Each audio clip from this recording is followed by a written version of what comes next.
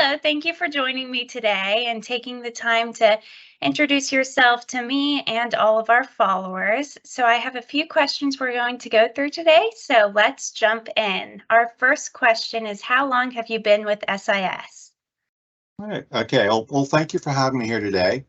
I joined SIS October 1st, 2011. So it'll be 12 years this October, and they've been good years. It's a good company, good people. I believe, yes, this is the longest I've been with any one company. Awesome. And what is your role? And could you then explain some of your responsibilities? Okay. My role is described as pre and post sales technical support. What that means is on the pre-sales side, I assist our salespeople in interacting with the customers, listening to their issues to determine their needs, and then recommending the best solution. This includes doing some R&D work, working on some presentations, demos, and such.